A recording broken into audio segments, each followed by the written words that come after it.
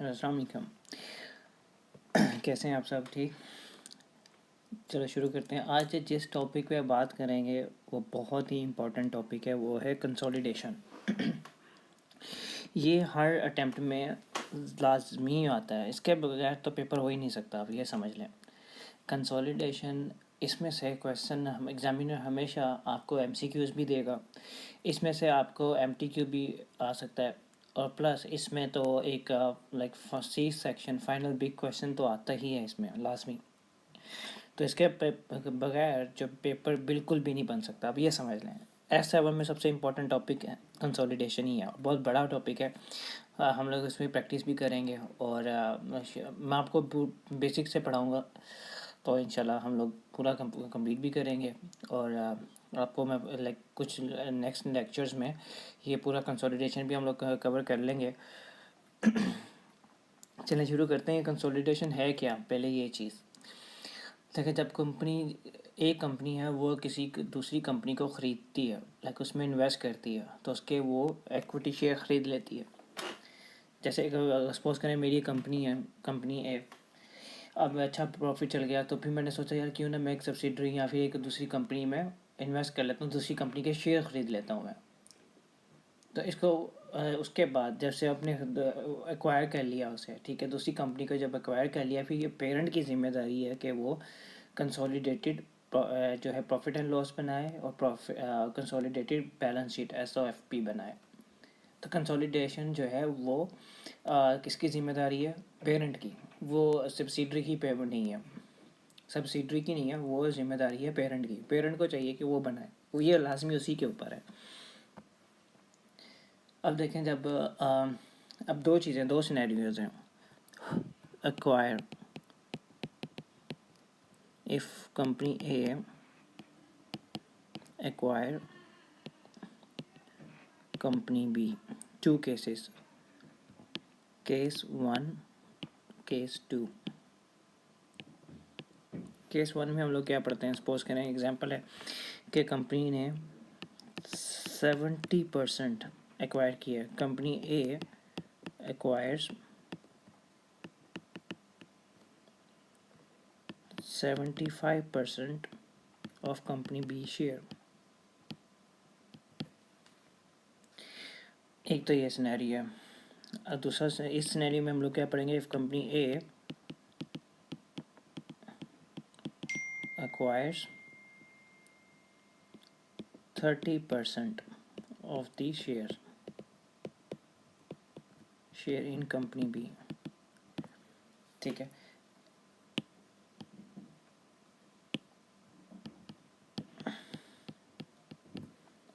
इसमें क्या है कि कंपनी ने 75, अगर तो कंपनी ने more than 50%, it means this one is more than 50%। इसने मोर देन 50% अगर शेयर ख़रीदे हैं, दूसरी इन्वेस्ट किया दूसरी कंपनी में, दूसरी कंपनी में शेयर्स ख़रीदे हैं या शेयर एक्वायर किए हैं more than 50%, more than 50%,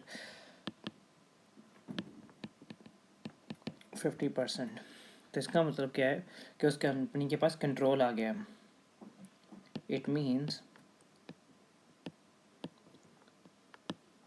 company A has the control over company B. Company A का कंट्रोल है कंपनी बी के ऊपर। अगर लेस देन 50% है, जैसे इसमें इन्होंने से 30% ख़रीदे हैं शेयर्स, इन्होंने कंपनी ए ने इस केस में कंपनी बी के कितने परसेंट शेयर लिए हैं? 30%। तो ये लेस देन 50% है, तो ये कंट्रोल नहीं है। तो ये क्या है? ये बन जाएगी आपकी एसोसिएट कंपनी, एसोसिएट बनेगी, और इसमें आपके पास no control, but you will have significant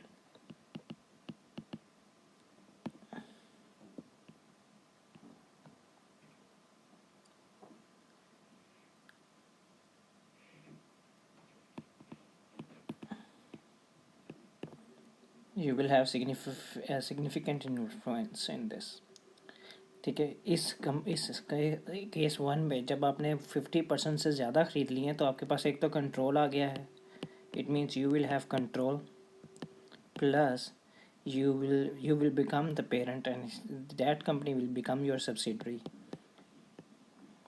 parent, and the other company will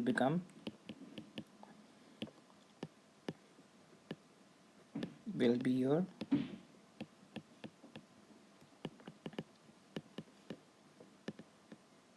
दूसरी कंपनी आपकी सब्सिडरी बन जाएगी।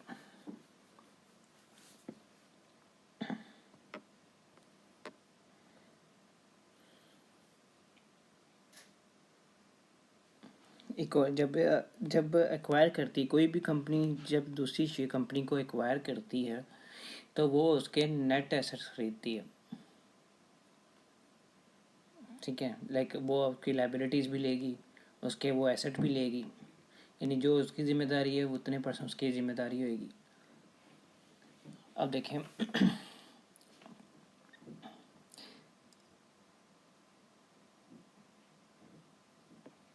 अब जब कंपनी क्या करती है, जब दूसरी कंपनी को ख़रीदती है, if company bias another company, ठीक है, उसमें क्या करती है, उसके वो सारे नेट एसेट खरीदती है, उसके नेट एसेट उसके वो परचेज़ करती है। उसके नेट एसेट में आ जाते हैं current asset minus current liabilities, यानी कि करंट एसेट भी खरीदती है, करंट लाइबिलिटीज़ भी खरीदती है उसकी, ठीक है। उसके बाद उसके साथ गुडविल भी खरीदती है, यानी कि कंपनी ने चलता हुआ बिज़नेस ख़रीदा है ना। अगर चलता हुआ बिज़नेस ख़रीदा है तो वो उसने जो चलता हुआ बिज़नेस ख़रीदा है तो उसके लिए तो वो उसने कुछ ना कुछ इतने साल बिज़नेस किया, उसने कुछ ना कुछ तो गुडविल बनाई होगी उसने, तो वो गुडविल के पैसे भी तो देने हैं आपने। तो जो उसके गुडविल के पैसे भी तो देने हैं, उसने कुछ ना कुछ तो बनाया है ना गुडविल में, कुछ मार्केट में नाम बनाया होगा अपना। तो उसके जो पैसे उसका जो एक्स्ट्रा अमाउंट देंगे नेट एसेट के ऊपर, वो आपकी गुडविल होएगी। हम आपको अभी हम लोग पढ़ेंगे उसमें, इस वाले क्लासेस में हम लोग पढ़ेंगे गुडविल कैसे निकालते हैं। अब आप ये देखें, company A acquire company B, suppose 70% of company B share, चलें ऐसे कर लेते हैं। 75% अगर ख़रीदा है, ठीक है, 75% उसने ख़रीदा है कंपनी बी को, इसका मतलब कंट्रोल आ गया है, तो ये बन जाएगी पेरेंट, ये बन जाएगी सब्सिडरी, ठीक है। अब ये देखो, इंडिविजुअली देखें तो इंडिविजुअली ये एक अलग से कंपनी है, कंपनी बी, कंपनी ये अलग से है, ठीक है, दो डिफरेंट कंपनीज़ हैं। लेकिन एज अ ग्रुप देखें तो ये पूरा का पूरा एक ही ग्रुप है। As a group they are one, as a group they are one,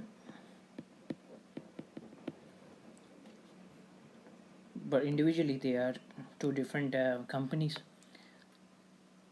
we will, जब रिक्वायरमेंट होती है, जब कंपनी ने बी कंपनी को ख़रीद लिया है तो उसके बाद ये एक ही ग्रुप को ट्रीट करेंगे, यानी एक ही कंपनी को ट्रीट करेंगे जैसे एक ही है। मैं आपको एक छोटी सी एग्जांपल देता हूँ बेसिक लेवल की, इससे आपको अंदाज़ा हो जाएगा कि बेसिक पॉइंट मिल जाएगा आपको कि कंसोलिडेशन है क्या और कैलकुलेट कैसे करते हैं। चलें सपोज करते हैं पी कंपनी यानी पेरेंट कंपनी, SOFP यानी स्टेटमेंट ऑफ फाइनेंशियल पोजीशन। यहाँ पे मैं लिखता हूँ जैसे सब्सिडरी कंपनी SOFP, ठीक है। यहाँ पे एसेट आता है, पहले एसेट में नॉन करंट एसेट है, फिर करंट एसेट है,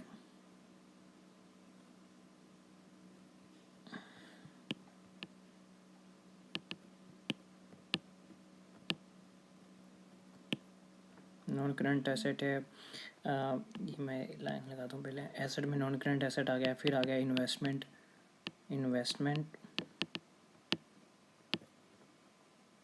इन सब्सिडरी कंपनी। NCA कितना है, नॉन करंट एसेट सपोज करें 10,000 है इसके, ठीक है।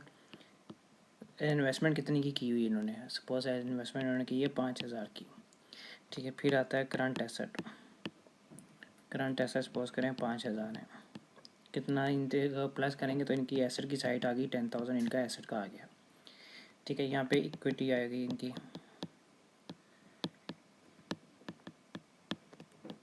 लाइबिलिटी साइड में सपोज करें, नहीं मैं कुछ ज़्यादा ही बड़ा लिख रहा हूँ, मुझे थोड़ा स्पेस चाहिए इसके लिए।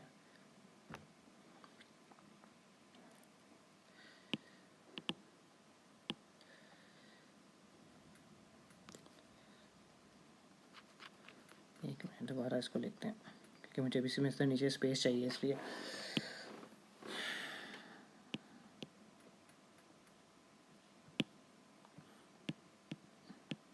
सब्सिडरी कंपनी SOFP,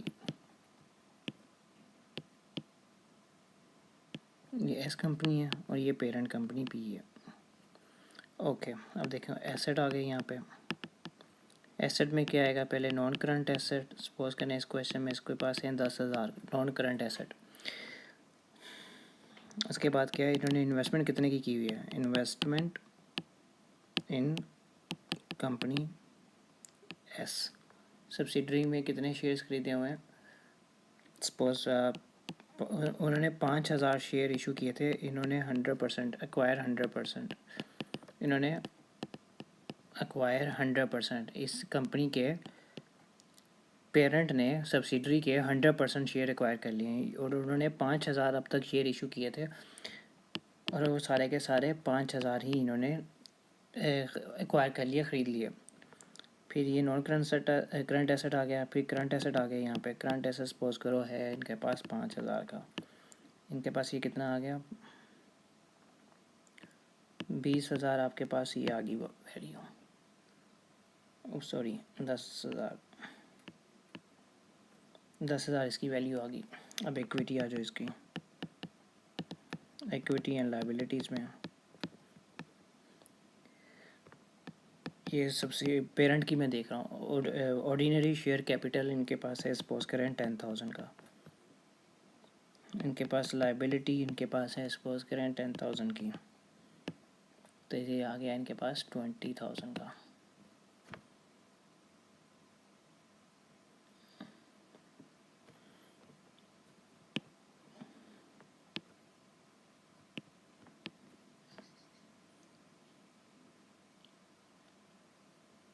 ठीक है, अभी इसको देखते हैं। ये आ गई आपके पास एक P कंपनी का, बेस्ट कंपनी की एसेट साइड में देखते हैं। नॉन करंट एसेट क्या है, नॉन करंट एसेट सपोज करें 10,000 है।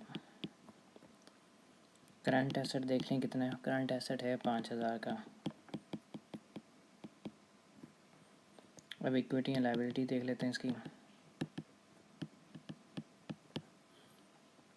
और ऑर्डिनरी शेयर कैपिटल इसका है 5,000 और लाइबिलिटी इसकी है कितनी, सपोज करें 10,000।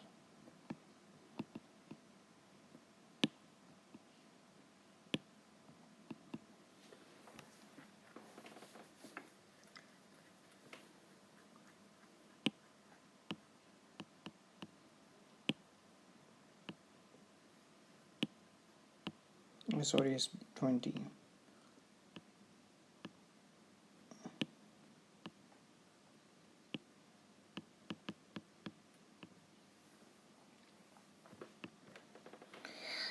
ओके, अब देखो अभी हम लोग कंसोलिडेशन बनाएंगे। कंसोलिडेशन में कैसे करेंगे, कंसोलिडेटेड SOFP बनाएंगे। अभी ये आपके पास क्वेश्चन आया, ठीक है।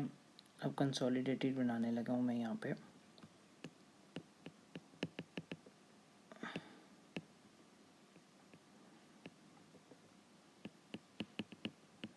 कंसोलिडेटेड SOFP, इसका मतलब ये है कि अब हमने इन दोनों को एक साथ करना है, क्योंकि एज अ इंडिविजुअली ये दो डिफरेंट कंपनीज़ हैं, लेकिन एज अ ग्रुप अब बनाएंगे ग्रुप स्टेटमेंट। तो ग्रुप स्टेटमेंट में हम दोनों इसको ऐड करते हैं, ग्रुप स्टेटमेंट में इन दोनों को हम लोग ऐड करेंगे।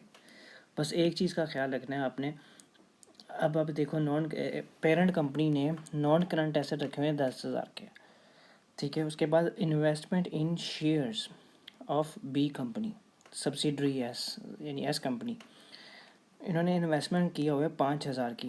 ये देखें यहाँ पे लिखा हुआ है कि 5,000 कंपनी ने इशू किए हैं और वो भी 5,000 हम लोगों ने इधर लिए हुए हैं। तो आपने बस इसका इफ़ेक्ट कैंसिल कर देना है, क्योंकि ये अगर आप ये ले लोगे तो फिर इसकी डुप्लीकेट हो जाएगा आपका, तो वो नहीं आपने करना। तो बस ये इन्वेस्टमेंट को इग्नोर कर देना, इसकी एडजस्टमेंट आगे मैं बताऊँगा वो कैसे होएगी।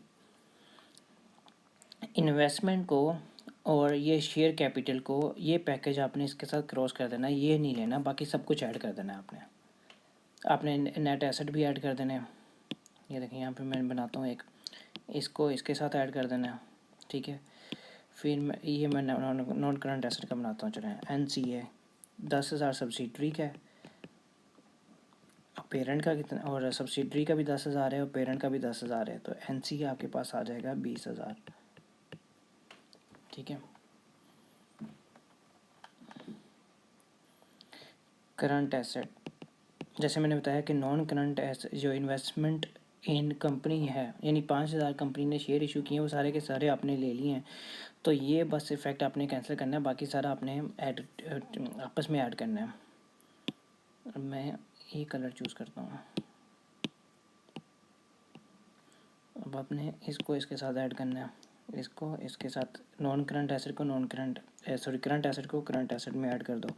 करंट एसेट पेरेंट के कितने हैं, 5,000, और करंट एसेट सब्सिडरी के कितने हैं, 5,000, तो ये कितने आ जाएंगे, 10,000, ठीक है। ये तो होगी आपकी एसेट की साइड। अब बनाते हैं इक्विटी।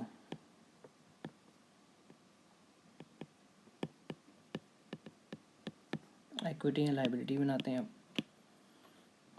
इक्विटी में मैं ये कलर चूज़ करता हूँ पहले, green, okay. Ordinary share capital company का तो पेरेंट का 100% लेंगे, पेरेंट का 100% लेंगे। ऑर्डिनरी शेयर कैपिटल पेरेंट का, सिर्फ पेरेंट का लेंगे, इसमें सब्सिडरी का नहीं लेना आपने, सब्सिडरी को इग्नोर कर देना है आपने, ठीक है। सिर्फ इसका लेना है, सिर्फ ये लेना है आपने 10,000। उसके बाद लाइबिलिटीज़ इसको और इसको ऐड कर दो बस। कितना आता है लाइबिलिटीज़, 20,000 और प्लस 10,000, 20,000 आपने उठानी है पेरेंट की और 10,000 आपने उठानी है सब्सिडरी की, तो कितना हो गया, 20 और 10 30,000। ये देखें ये भी 30,000 है।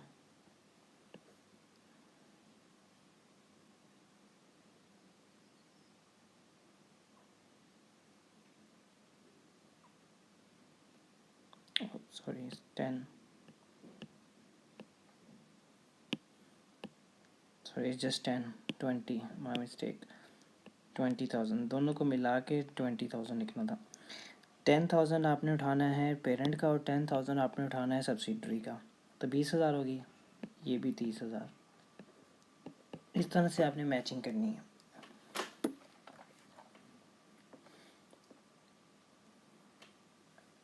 ये तो था बेसिक लेवल, ये तो था बेसिक जो मैं आपको बताना था कि कौन सी चीज़ किस तरह से करनी है, कहाँ से लेके आनी है।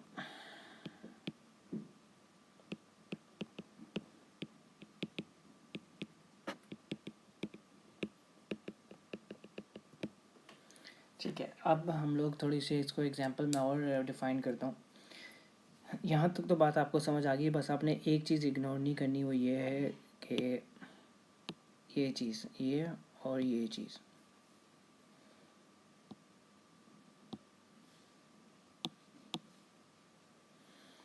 यानी आप, क्योंकि ये इसकी एडजस्टमेंट तो हो ही जाएगी, आपने नंबर ऑफ़ शेयर्स जो इन्वेस्टमेंट है वो आपने उसके शेयर्स में की हुई है, ठीक है। तो आपने यहाँ पे इन्वेस्टमेंट भी ले ली है और उसके शेयर भी ले लिए, तो फिर डुप्लीकेट हो जाएगा। तो आपने क्या करना है, इसकी आपने इन्वेस्टमेंट को भी इग्नोर कर देना है और उसके शेयर कैपिटल को भी इग्नोर कर देना है, वरना अगर आप ये दोनों लोगे तो फिर डुप्लीकेट हो जाएगा। अब मैं थोड़ा सा एग्जांपल लेके चलता हूँ, थोड़ा एग्जांपल करते हैं।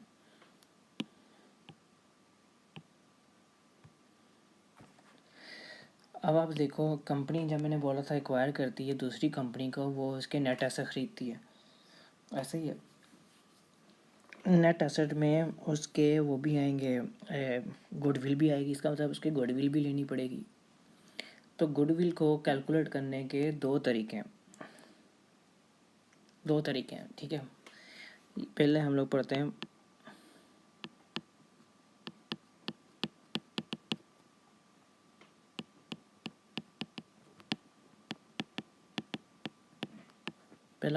Proportionate method. मैं यहाँ पे एक टाइमलाइन बनाता हूँ। 1 Jan x6, 31 December x6, एक साल का ये है टाइमलाइन। ठीक है, सपोज करें ये डेट जो है, इस दिन कंपनी ने एक्वायर किया है, इस दिन कंपनी ने दूसरी कंपनी को ख़रीदा है, एक्वायर किया है यानी इसके शेयर्स ख़रीदे हैं। तो पेरेंट कंपनी ने सब्सिडरी कंपनी के शेयर ख़रीदे हैं, तो ये जो है एक्विजिशन डेट बन जाएगी, क्योंकि इस दिन को एक्वायर किया है ना। सपोज करें कि इसने इस तारीख को दूसरी कंपनी को ख़रीदा, एक्वायर किया, तो ये बन जाएगी एक्विजिशन डेट।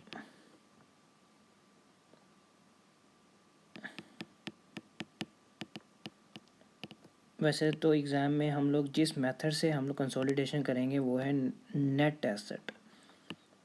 जैसे ये मैंने लिखा है नेट एसेट, यहाँ पे नेट एसेट किसे हम लोग करेंगे वो, ठीक है। हम लोग करेंगे जिस मेथड से, उसका नाम है नेट एसेट से कंसोलिडेशन करेंगे, net asset of S company. यहाँ पे आपने रिपोर्टिंग करनी है, यहाँ पे आपने फाइनल रिपोर्ट देनी है, तो ये हो गया आपका रिपोर्टिंग डेट।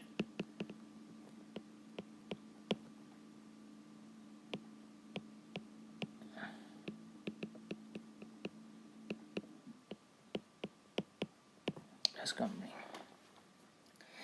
ये आपकी शुरू की डेट जो है ये एक्विजिशन डेट आ गई, और ये आपकी आ गई रिपोर्ट डेट। ये रिपोर्टिंग किसने करनी है, मैंने पहले बताया आपको, ये करेगा पेरेंट की जिम्मेदारी है, और पेरेंट बनाएगा रिपोर्ट। चलें थोड़ा सा एग्जांपल बनाते हैं अभी।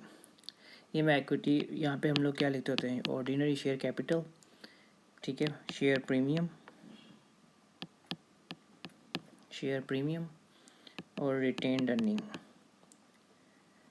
ठीक है। ये सपोज करें 10,000 है, ये 5,000 और ये भी 10,000।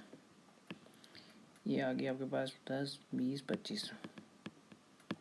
25,000 ये, यानी कि इसके जो है नेट एसेट कितने हैं इसके वक्त, 25,000। सपोज करें इसके एस कंपनी के ये हैं एक्विजिशन के डेट के हिसाब से।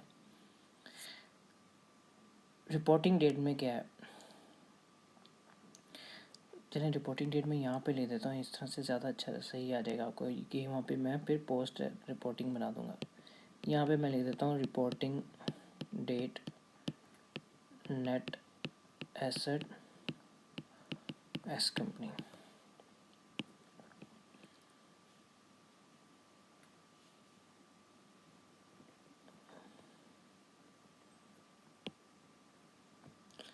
यहाँ पे मैं बना देता हूँ पोस्ट शेयर्स, पोस्ट एक्विजिशन, ठीक है। रिपोर्टिंग डेट सपोज करें 31 दिसंबर में आपने रिपोर्ट करना है, यानी कि आपने बैलेंस शीट बनानी है, रिपोर्ट करना है। अब आप ये देख लो, आपके कोर्स में क्या है कि एक बार पेरेंट कंपनी ने सब्सिडरी कंपनी को एक्वायर कर लिया, तो उसके नंबर ऑफ़ शेयर चेंज नहीं होंगे। ये आपके कोर्स में, ये आपके कोर्स का स्कोप है कि इसमें जो number of shares S company के हैं वही रहेंगे, वो चेंज नहीं होंगे, वो उतने ही रहेंगे।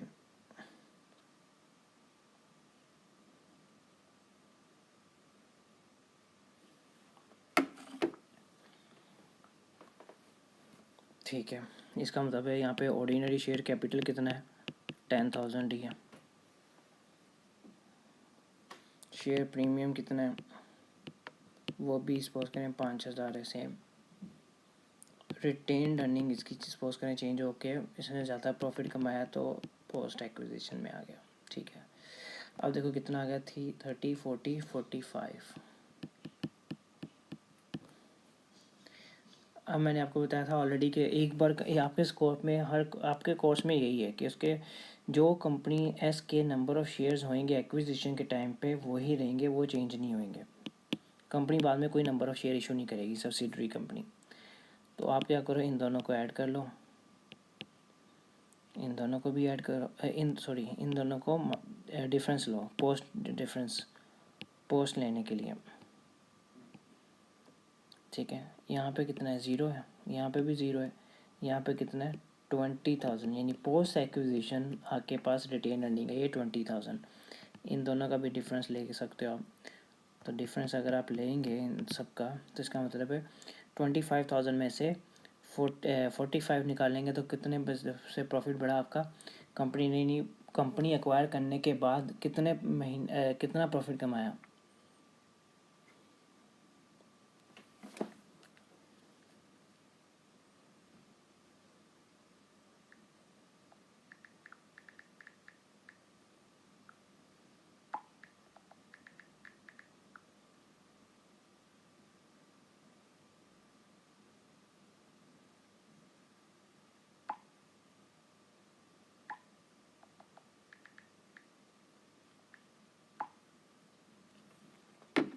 ओके, यानी कि जब पेरेंट कंपनी ने सब्सिडरी कंपनी का एक्वायर कर लिया, उसके बाद कितना प्रॉफिट कमाया कंपनी ने, वो रिटेन अर्निंग पोस्ट एक्विजिशन, यानी कि एक्विजिशन होने के बाद उसने 20,000 रिटेन अर्निंग है। इन दोनों का भी अगर डिफरेंस लेंगे, इसका और इसका, तब भी आपके पास कितना आ गया, टोटल 20 डिफरेंस आ गया। इनके पोस्ट एक्विजिशन जो है net asset, post acquisition retain earning या पोस्ट एक्विजिशन जो है प्रॉफिट कितना है, 20,000 का है।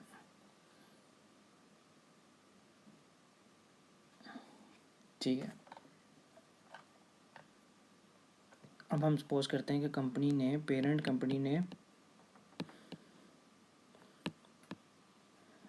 Company acquires 80% of S company. ठीक है, कि कंपनी ने एस कंपनी को 80% शेयर्स खरीदे हैं उसमें। सपोज करते हैं हम लोग, ये सिर्फ एक फर्जी क्वेश्चन है, भी एक क्वेश्चन करेंगे हम इसके बाद। सपोज कंपनी ने कॉस्ट ऑफ इन्वेस्टमेंट जो है सपोज करें वो है 40,000, यानी कंपनी ने 40,000 पे किया था टोटल।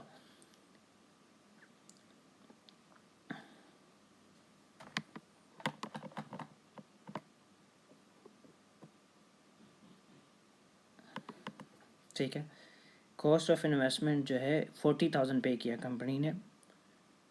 इसमें से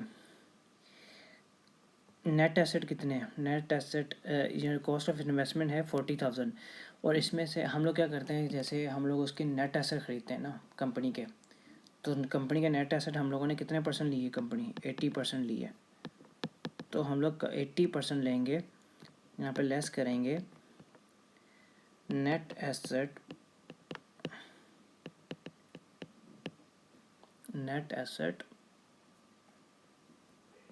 फेयर वैल्यू, यानी fair value of net asset लेंगे एट एक्विजिशन। पोस्ट एक्विजिशन नहीं लेनी है, क्योंकि आपने जब जब ये निकालने हैं, नेट एसेट निकालने हैं, तो आपने एक्विजिशन डेट निकालनी है ना। पोस्ट एक्विजिशन तो आप बाद में बनाओगे।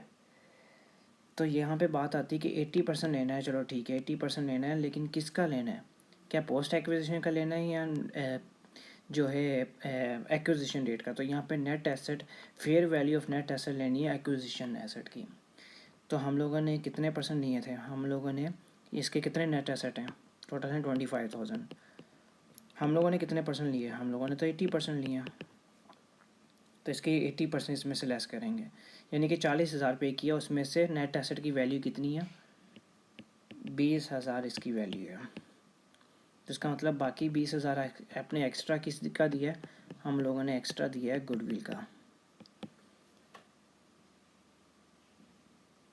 ये बात समझ आ गई, यानी कि पेरेंट कंपनी ने 80% शेयर खरीदे हैं कंपनी सब्सिडरी कंपनी के, पैसे उन्होंने दिए हैं 40,000, कंपनी ए ने एक्वायर करते हुए 40,000 दिया है, और उसके fair value of net asset, यानी कंपनी एस के सब्सिडरी कंपनी के नेट एसेट की वैल्यू कितनी है।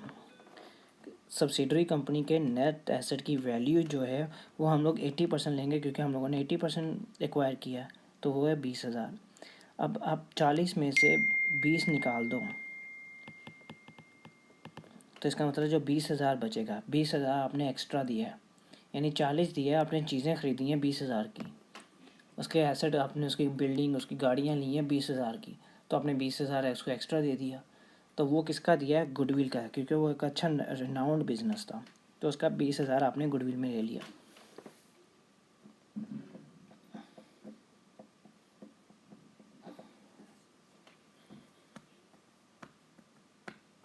अब देखो ये बात समझ आ गई। दूसरा हम लोग क्या काम करते हैं इसमें, दूसरा हम करेंगे, अब ये देखो 20, अगर 80% आपका है तो 20% किसी और का होएगा, बिलोंग्स टू समवन एल्स।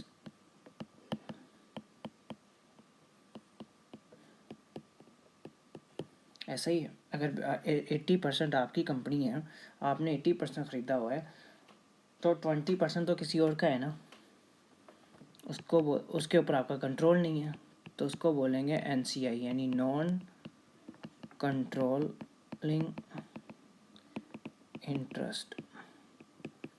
यानी 80% आपकी है और 20% NCI का है, यानी किसी और का है, जिसके ऊपर आपका कोई कंट्रोल नहीं है, वो इसीलिए हम उसे बोलते हैं नॉन कंट्रोलिंग इंटरेस्ट। इसमें कैसे कैलकुलेट करेंगे ये,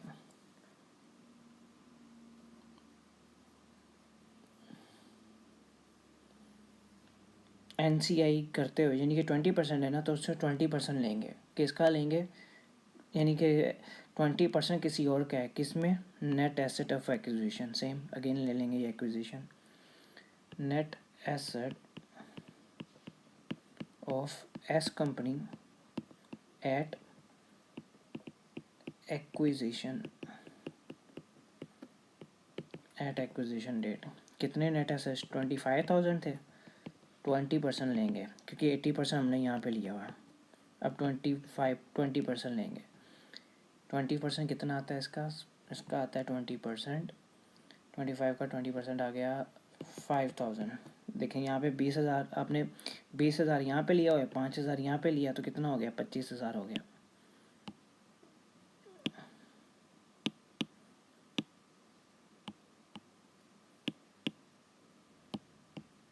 ये देखो ये 25,000 है, आपने इसका 20,000 यहाँ पे ले लिया और इसका 5,000 यहाँ पे ले लिया, यानी 20% ये और 80% ये लिया, 100% हो गया। इसमें ऐड क्या करेंगे NCI में, क्योंकि इसमें अब ऐड करेंगे पोस्ट एक्विजिशन, क्योंकि जब कंपनी ने एक्वायर किया था, इस डेट को एक्वायर किया और इस तारीख से इस तारीख तक उसने कुछ ना कुछ तो बिज़नेस किया ना।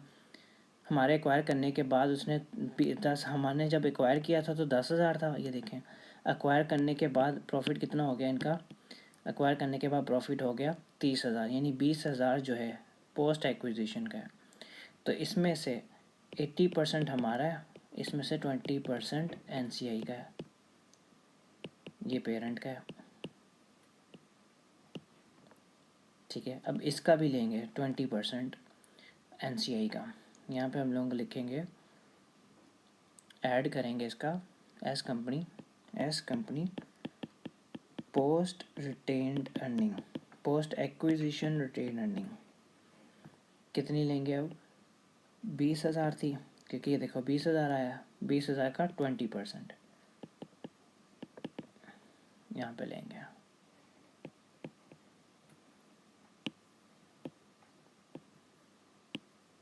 अब इन दोनों को प्लस कर दो तो आ गया 9,000। NCI कितना आ गया आपके पास, NCI आ गया आपके पास 9,000 का।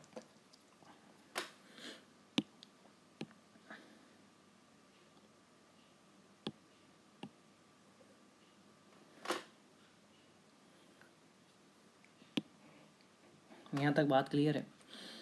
अब देखो उसके बाद हम लोग क्या बनाते हैं, यहाँ पे मैं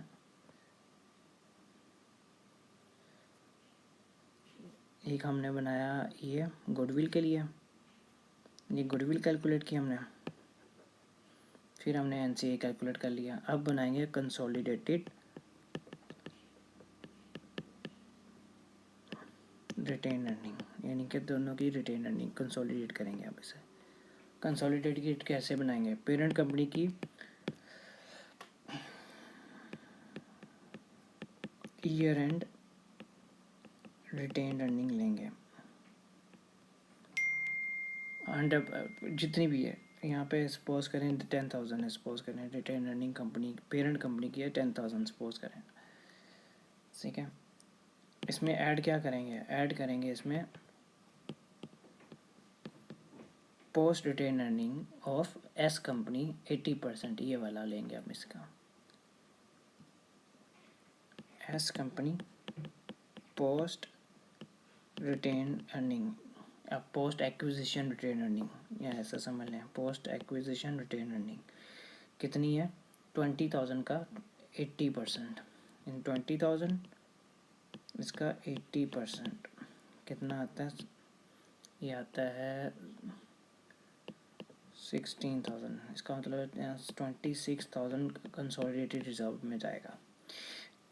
इसका मतलब 26,000 जो है वो कंसोलिडेटेड रिजर्व में जाएगा। ये तो आ गई बात एप्रोप्रिएट मेथड की, प्रोपोर्शनेट मेथड की। इसमें हम लोगों ने 80% लिया। तो एक चीज़ एक अकाउंटेंट ने बोला कि सर हम लोग 80% ले रहे हैं, 80% क्यों ले रहे हैं? हम लोग नेट एसेट 80% ले रहे हैं, हम लोग गुडविल 80% ले रहे हैं। तो जब बाकी एसेट हम लोगों ने 80% ख़रीदा है, अगर हम लोग 100% ख़रीदा होता तो हम 100% लेते। तो हम लोग गुडविल पे हम लोग फुल क्यों नहीं लेते? तो सब जो है स्टैंडर्ड बोर्ड वाले चुप करके उन्होंने बोला हाँ ये तो सही है, गुडविल तो भी तो हमने ख़रीदी है ना, अगर तो उसका 80% जो है वो तो 80% आई है, तो गुडविल तो हम लोगों ने पूरी पे की है। तो फुल गुडविल मेथड उन्होंने इंट्रोड्यूस करवाया। इसके बाद अभी हम लोग करेंगे, एक मैं एग्जांपल करवाता हूँ, फुल गुडविल मेथड। ये कैसे कैलकुलेट करेंगे? फुल गुडविल मेथड कैसे कैलकुलेट करेंगे?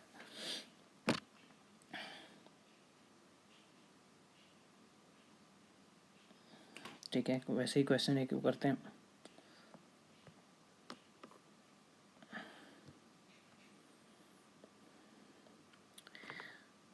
डेट टाइमलाइन बनाते हैं, 1 Jan X6 acquisition date, report date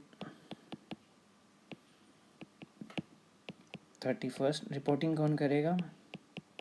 report करेगा पेरेंट की जिम्मेदारी है, पेरेंट की जिम्मेदारी है कि वो रिपोर्टिंग बनाए, वो रिपोर्ट करे, वो कंसोलिडेटेड बैलेंस शीट बनाए।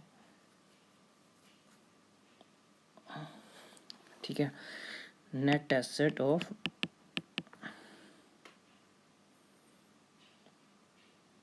S company at acquisition date, ordinary share capital suppose करें इस क्वेश्चन में 10,000, रिटेन अर्निंग 10,000, कितना होगा 20,000। रिपोर्टिंग डेट पे ऑर्डिनरी शेयर कितने हैं? ऑर्डिनरी शेयर कैपिटल जैसे मैंने आपको बताया था कि एक बार एक्वायर कर लिया तो फिर ऑर्डिनरी सब्सिडरी दोबारा number of share extra add नहीं करेगी, इशू नहीं करेगी, नंबर ऑफ़ शेयर वही रहेंगे। आपके कोर्स में आपके F7 में यही है, F7 में चेंज नहीं होंगे। रिटेन अर्निंग सपोज करें पोस्ट डेटेड पहले थी 10,000, अब सपोज करें है 30,000।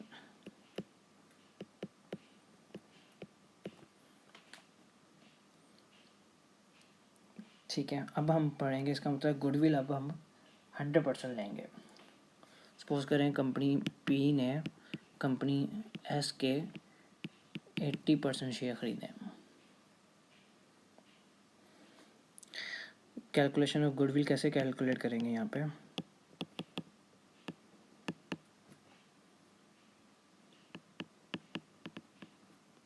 गुडविल कैलकुलेशन कैसे करेंगे? जैसे हम लोग पहले करते थे, कॉस्ट ऑफ इन्वेस्टमेंट, आपने पैसे कितने दिए हैं? सपोज करें आपने पैसे दिए हैं इसमें 40,000, आपने 40,000 दिए हैं। ठीक है, आपने 40,000 पे किया कंपनी का। हम लोग क्या करते थे, हम लोग करते पहले गुडविल के ये अप्रोप्रिएट मेथड में ऐड उसमें से लेस करते थे fair value of net asset, यानी कि आपने पैसे दिए 40 की, चीज़ें आपने ली हैं 20,000। यही क्वेश्चन किया था पहले। इस बार क्या करेंगे,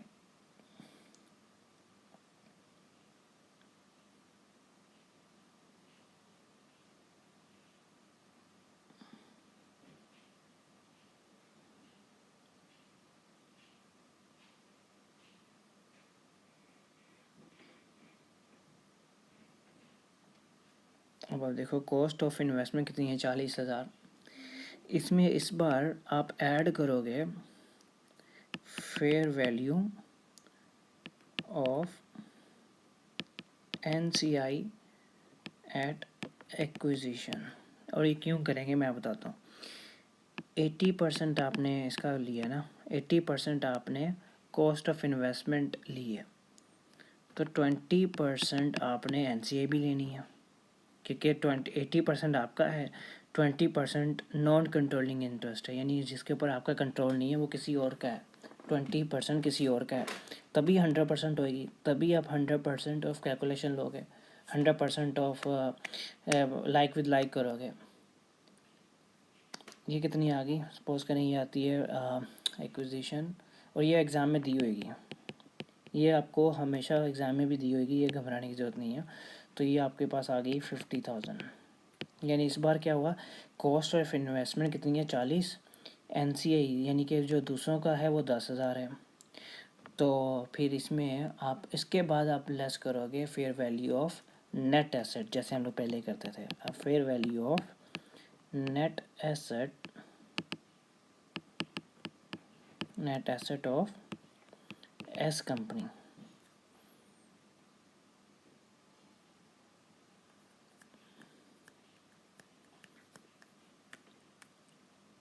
ये देखें, और कितना लेंगे, 80% लेंगे, कितना लेंगे, नहीं पूरा का पूरा लेंगे, 20,000 पूरा ही लेंगे। देखें यहाँ मैं 100% ले रहा हूँ। अब आप एक चीज़ देखो, यहाँ पे 80% लिया, यहाँ पे 20% लिया, इन दोनों को मिलाया है तो ये हो गया 100%। ये और ये भी 100% है, तब ये लाइक विद लाइक कंपैरिजन हुआ। यानी आपने इसमें नेट एसेट की value, net asset of companies S company subsidiary company के नेट एसेट की 100% ली, इस पर आपने 20% नहीं लगाया। पिछली बार आपने 20% लगाया था, इस बार आपने 100% लगाया, यानी 20,000 पूरा का पूरा निकाला। तो इसकी मतलब है आपके पास गुडविल आ गई 30,000।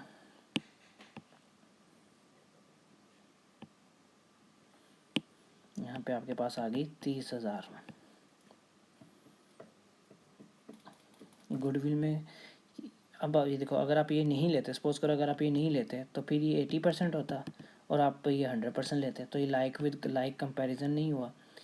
तो आपने 80% कॉस्ट ऑफ इन्वेस्टमेंट, क्योंकि आपने 80% ख़रीदी है, यहाँ पे लिखा हुआ है देखो, आपने 80% लिया है ना, तो कॉस्ट ऑफ इन्वेस्टमेंट आपने 80% ली है, तो 20% किसी और का है, और ये एग्ज़ाम में दिया होगा, ये वाली एग्ज़ाम में दी होती है।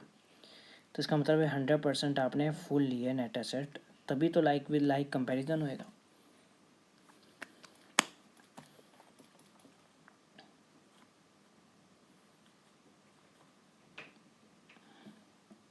इसमें और NCI कैसे निकालेंगे आप, जैसे हम लोग पहले NCI निकालते थे, NCI कैसे निकालेंगे, fair value of NCI at acquisition. Acquisition के ऊपर फेयर वैल्यू कितनी है एक्विजिशन की, 20,000।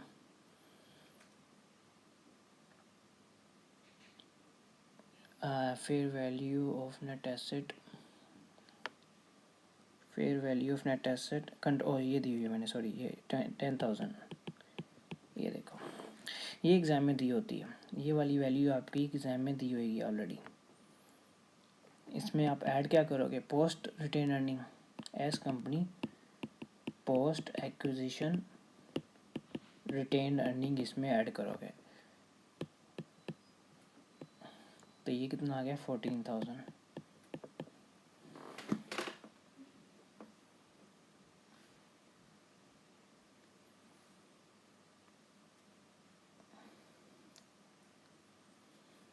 इसके बाद हम लोग क्या करते थे, कंसोलिडेटेड रिटेन अर्निंग, यही बनाते थे। कंसोलिडेटेड रिटेन अर्निंग में हम लोगों ने क्या करना है, सिंपल पेरेंट की पूरी लेनी है, पेरेंट कंपनी नेट एसेट, ठीक है। उसके बाद इसमें ऐड क्या करेंगे, पोस्ट रिटेन अर्निंग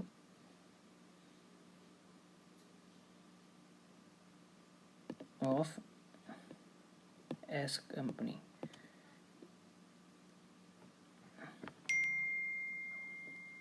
ये लेंगे 20%।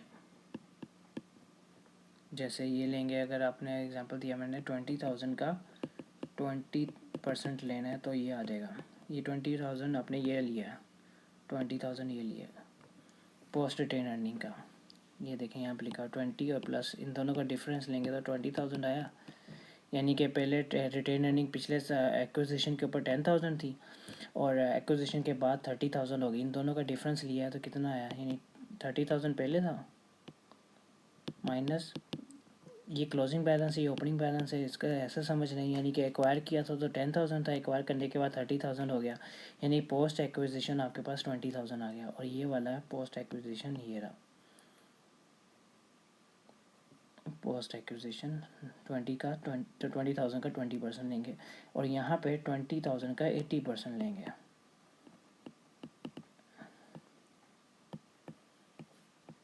इसको ऐड कर देंगे यहाँ पे, तो ये रिटेन अर्निंग आ जाएगी। ये देखो यहाँ पे 80% लिया है और यहाँ पे 20% लिया है, तो इसका मतलब 100% हो गया।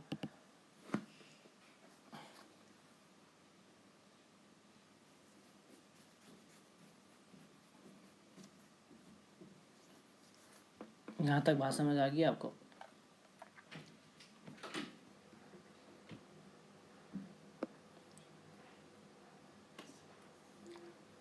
चलें आज के लिए फिर इतना रखते हैं और फिर आगे इसके बाद में कुछ क्वेश्चन कराएंगे इसके बाद, और इसके बाद हम लोग करेंगे profit and loss, consolidated profit and loss करेंगे इसके बाद।